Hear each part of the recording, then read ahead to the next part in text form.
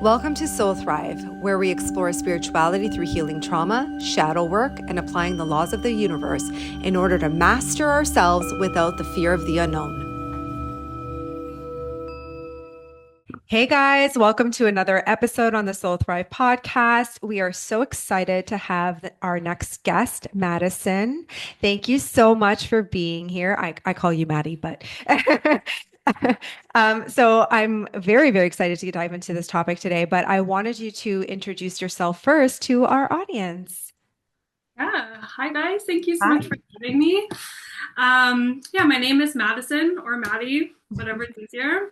I am a holistic nutritionist and herbalist based in Victoria, BC. And I specialize in women's reproductive health. So I work around hormone balance, reproductive disorders, fertility, pregnancy, and postpartum. And also I work with like younger kids as well, especially since having my boys. I'm also a mother of two rambunctious little humans. Yes. Between those two, pretty busy. They're like, are they both blonde hair, blue eyes? They're like They so are freaking cute. the, my little German babies with their blonde hair, Oh blue my eyes, and God. little Vikings. Oh, I love it. They're so cute. I know Yvonne has prepared herself with some questions. I usually, go with the flow. I think everyone's kind of figured that out throughout Yeah. the year. Yeah. Um, but no, it's such a good topic, like discussing fertility. So I'm just curious, like when we talk about fertility in general, like I know it's such a broad topic. What are we, if we're trying to support our fertility, what are we actually trying to support in our body? Like, Yeah. what is the significance of that Great question. overall? So essentially, when people are coming in and working with me, what we're working on is egg quality. So the majority of miscarriages and like unsuccessful pregnancies are from chromosomal abnormalities. Yeah. And so we really want to get those eggs up to good quality so that when fertilization does happen, there is better chance of a successful pregnancy. And then the other thing we're working on is just hormone balance. And that's so important because obviously it's going to affect everything within that cycle. So your endometrial lining, which is what your egg needs to implant into, Mhm. it's going to affect whether you ovulate or not, which obviously if you're not ovulating, there's no egg. And also it's going to affect your cervical mucus, which is really important because you need to have the right environment for sperm to be able to get like up through the cervix and up into the fallopian tubes to Right. fertilize that egg. So essentially, everything that we're going to talk about today is like working on one or two or both of those things. Right. That makes Right. a lot of sense. Do you find that there are women that who are older now still? Like, what's your cutoff when it comes to like helping the egg quality? Do you support more of like people that are even going through like, let's say IVF? Because obviously women now are having babies a lot later in life than they were when we were like in our 20s, right? Our parents' generation. So do you find that now it's like older women, like, is there like a cutoff for you? Like in the sense of like, no, I think like 40 even still.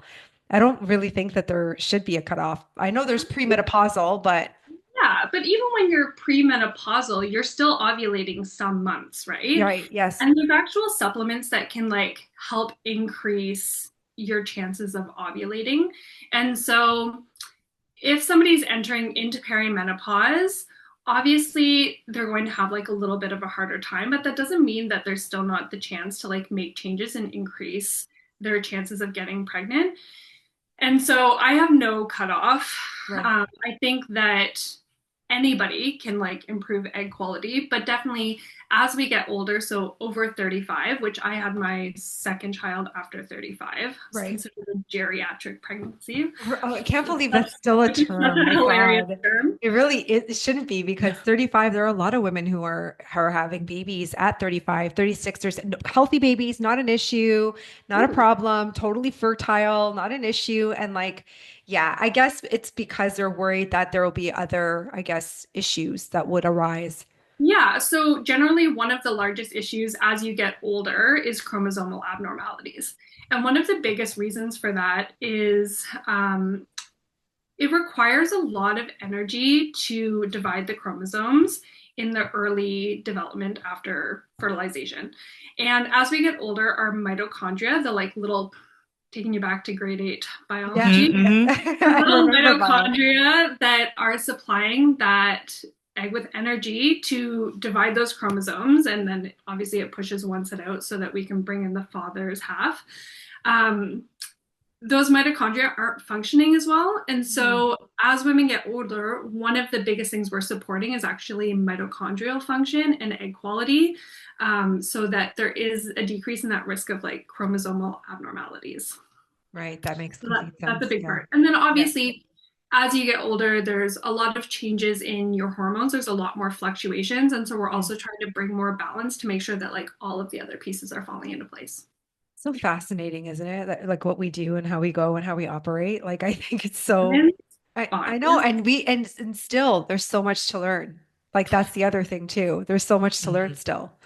Well, this I'm is how I got into this work, right? Is Yeah. I went to school for an entirely different reason.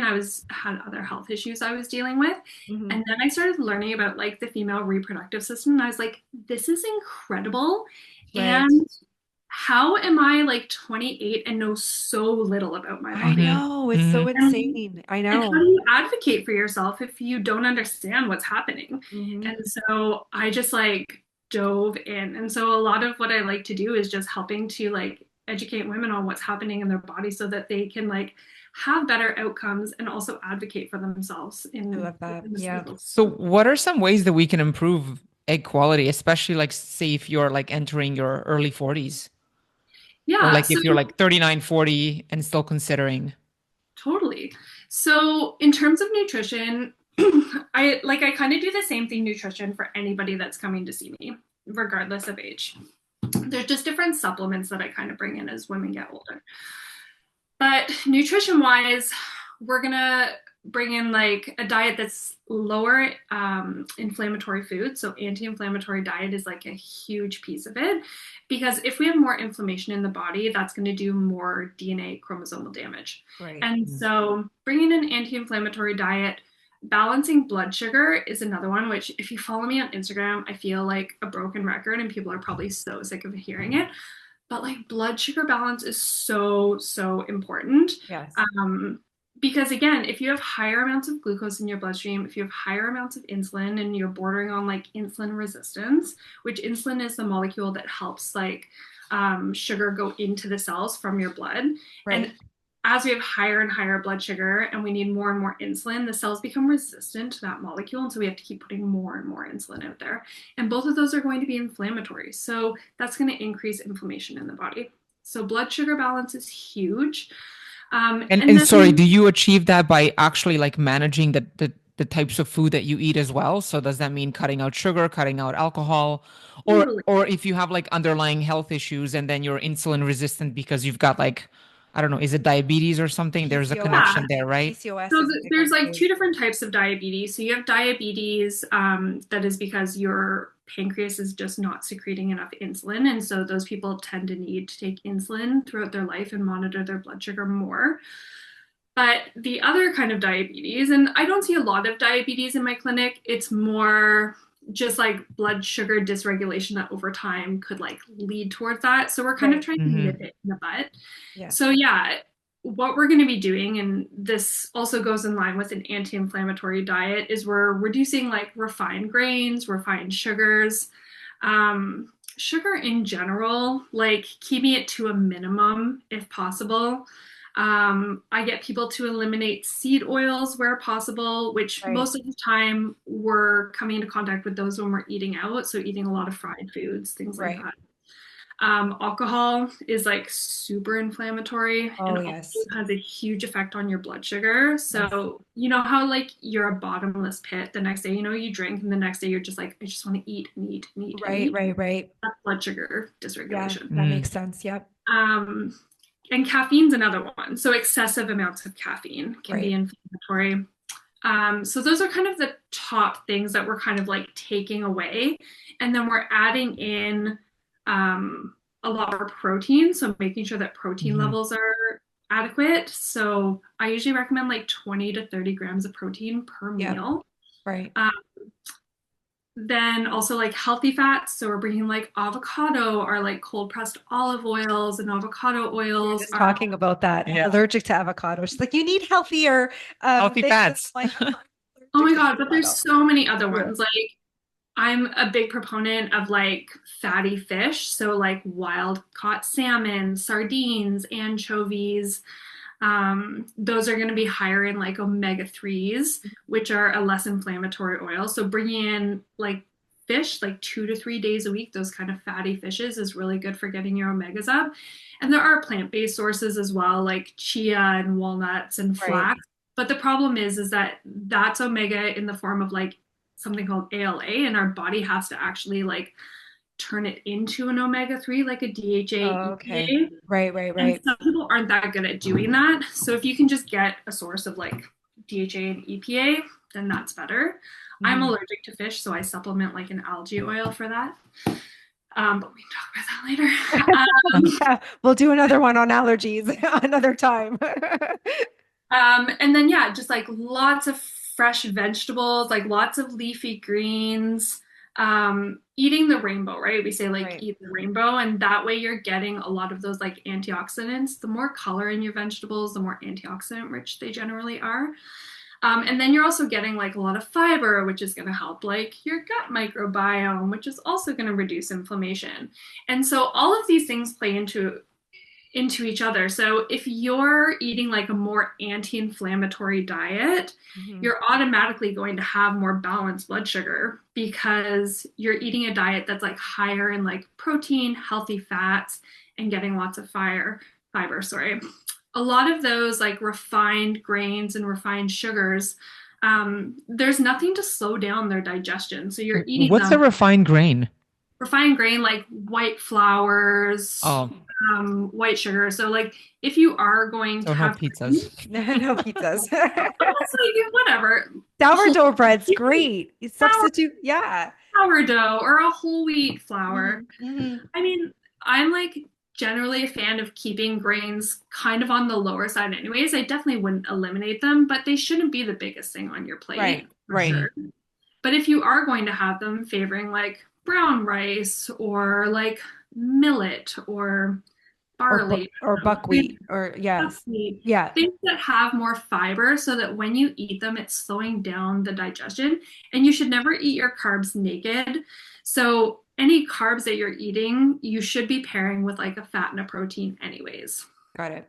That And makes that sense. way Yeah. it just slows down that like rise in blood Spike. sugar Yeah, that that you. spike that some people would get for sure. Do you find that what do you advise the same thing with PCOS? Like if people have PCOS and Even more important if you have yeah. PCOS because PCOS actually isn't, it's interesting because most people realize they have PCOS when they're noticing changes in their menstrual cycle, but it's Hmm. actually not like a reproductive disorder. It's a metabolic disorder that has an effect on your reproductive system. Very, very And interesting. Yeah. yeah, and so blood sugar is going to play like a massive um, play into it massively because essentially that dysregulation of your blood sugar is leading to like increases in testosterone and Hmm. Hmm. other issues that are impacting your like follicular development Mm. in your ovaries. So, and there's also supplements that I kind of bring in to manage blood sugar when we're dealing with PCOS. Yeah, that makes sense. Yeah. I know we're gonna get into supplements are on my list too, but just curious because you talked about cycle changes. What are some like your like period changes that we should be looking out for? Is it like the duration of your period? Is it like more frequent or less frequent? Like what are some things? All of those things. Hmm. So there's like a range in like what's normal for the menstrual cycle. So they say like anywhere from like 24 to 29 days is like pretty normal. I would say even up to like 30, 31 days is pretty normal. But if you notice like you're normally like kind of in between like say 27, 30 days, and then all of a sudden you're dropping down into like 24-day cycles, or all of a sudden you're going into like 36-day cycles, those Hmm. like weird abrupt changes, definitely you should be looking at what's happening with your hormones. If they're going longer, generally that means that your like ovulation is being disrupted. Mm. If they're going shorter, it could mean that um, you're low in progesterone, and so you're bleeding earlier because progesterone kind of like after estrogen lays the endometrial lining, progesterone kind of like completes its maturation before Mhm. fertilization. And so if we don't have enough progesterone, then we can bleed earlier. Right. Mm. So if you notice like pre-bleed spotting, like a Hmm. couple days before you get your full period, you're getting some spotting, that can be a sign that your progesterone's a little bit low. Um, but other red flags are like if you're having crazy PMS symptoms, like Hmm. it's actually not supposed to happen, which Okay. is hard because we're kind of taught that our period is just supposed to be this miserable thing. And we're supposed to be like moody and hormonal, and like we're supposed to get really bad cramps. And they've like really normalized taking like painkillers with your Yeah. period, breast tenderness, insomnia before before your period, hormonal migraines. Like they've kind of made it seem like PMS is just this thing we're supposed to deal with, but actually your period should be pretty smooth. Like yes, it's Right. Mm. normal to be like a little less social and maybe be like a little bit more aggravated or easily irritated. But I know people who are like, I cannot be around people like a Hmm. week before my bleed. Like I'm angry at everybody. I hate myself. Like Right, I'm right, right. Hmm. like that is not normal. Really? Yeah. No, Oh, I good talked to to know. my TCM practitioner was actually telling me that because I was going for acupuncture and he said your periods are not supposed to be painful either. So I think he I do started me think, on listen, some, I think yeah. that when we do talk about, because I've worked in the trauma, emotional trauma aspect of things for a very long time, and usually when I see someone's energetically having those cycles, and I suffered from them as well, because I had horrible periods and cramps and just like out for like days. A lot of it was because of my trauma. A lot of it was because I wasn't dealing with the emotions, regulating my system, eating appropriately, taking care of myself. And so when I wasn't doing all those things, of course, my period was far worse. If I'm drinking caffeine all the time, I was smoking at the time too. I used to smoke cigarettes. Like you're not drinking. If you're drinking all the time, like you can't expect your body to like detox itself Hmm. normally and Yeah. then add everything else on top of that that you're doing to it. So, Well, and also when you're in like a stress state, which mhm, comes with trauma, and your cortisol levels are higher, mhm, cortisol will actually steal the base molecules for making progesterone. So if you're in a stressed out state, your body's like, know what? Something bad is happening. We need to prioritize like fight or flight because a tiger is chasing us. right. And so, like, we're going to steal away from the reproductive hormones and we're going to create more cortisol so that we're fueling the body to like get away from the tiger, essentially. Hmm. Right. And so yeah, you're gonna see like more PMS symptoms because progesterone is this like sleepy, cozy herb, sorry, hormone. Thinking about herbs. Yeah. Um, Hmm. and so when our progesterone levels are where they're supposed to be, yeah, we're going to be a little bit more tired, a little bit more introverted, but we shouldn't be like anxious and depressed. Right. It is actually like kind of sedative. And so it should actually kind of just make us want to go inward and like feel kind of okay on our own, but we shouldn't just like be in this state of like hating the world or like can't leave our house, you know? Got it. Hmm. That Yeah. makes sense. So supplements are on my list. So supplements and then herbal medicine. What are some things that you would recommend? Yeah. So I think that pretty much everybody in like Canada should be on vitamin D Hmm. from Yep. December until June. Right. And also throughout the summer, if you're somebody that like is really careful with like always applying sunscreen and always covering up. If you're not getting a lot of like natural sunlight hitting your skin, you should probably be on vitamin D for those months too. But vitamin D is actually like really important for a lot of the processes within fertility, from like egg quality to implantation to early embryonic development. And also, it's important while you're pregnant. It like has effects on the fetus while you're pregnant. So you should also continue taking that while you're pregnant. The other thing that I recommend kind of for everybody, unless you are like so good at eating fatty fish and getting your omega-3s. I think most people should probably be on an omega-3 supplement Right. to help reduce inflammation. It's also really good for brain health. And again, once you're pregnant, this is also going to be helpful for like your baby's brain development. Hmm. So start that before you get pregnant and carry on with it. And then the last one is magnesium, which magnesium is it's used for like over 600 different processes within the body, and women tend to be deficient in it. Hmm. And so I think taking like 250 to 500 milligrams of magnesium daily can be really good. And that's also going to help with like sleep. And if you do get some cramping before your bleed, that can be really helpful for reducing cramping. But it's also going to help with like all these other processes. So those are kind of the ones that I would have everybody on. And I would start those kind of like 3 months minimum before you're trying to get pregnant. And also a prenatal.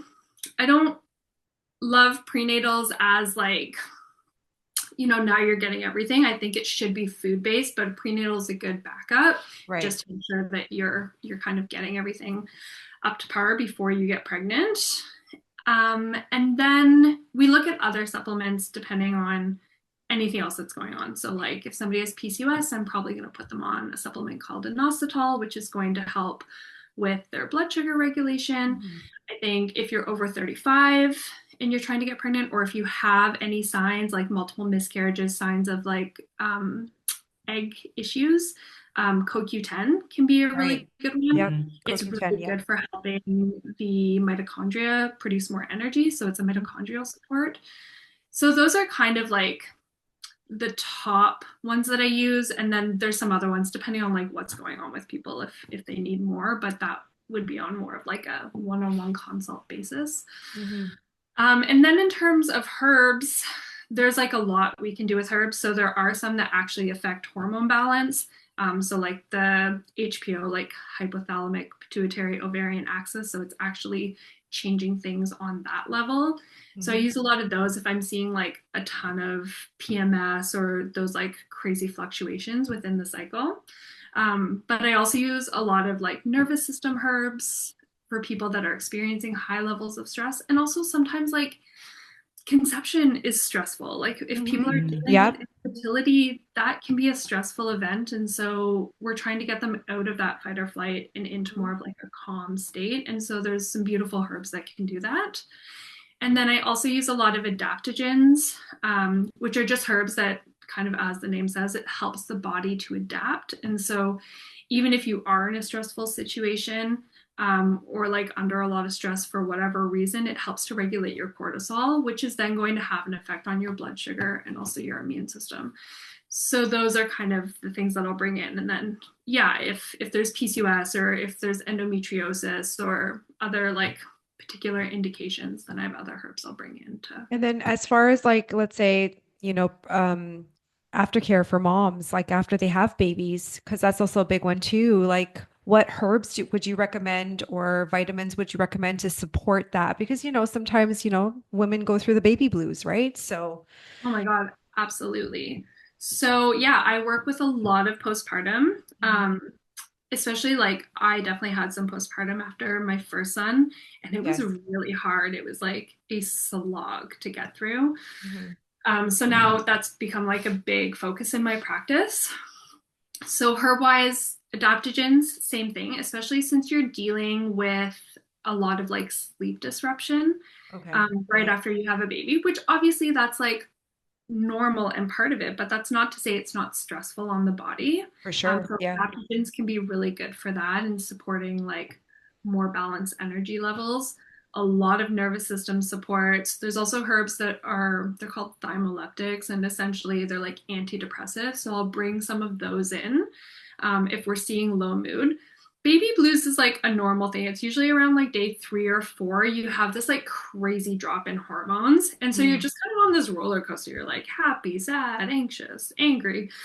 Um, so we kind of support that through a couple days. But anything beyond that, then we start kind of saying, like, okay, is this something more than just like a couple days of baby blues, you know? Right. Right. So I highly monitor those moms as well.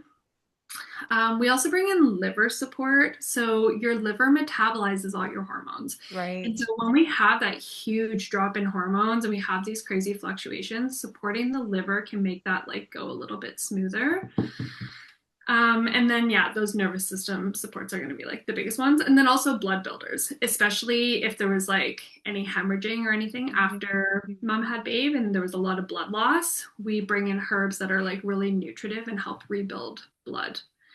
And then also like nutrition is going to be huge. And also, I work with women to like build up a support system Right. before. So Support I like system is so working important. Yeah. with women when they're like a couple months before they're due and like support them in setting up a meal train and like figuring out where in their postpartum they think they'll need support and how we can like proactively get that all set up now so Hmm. that they give birth and then they're just in the safety net.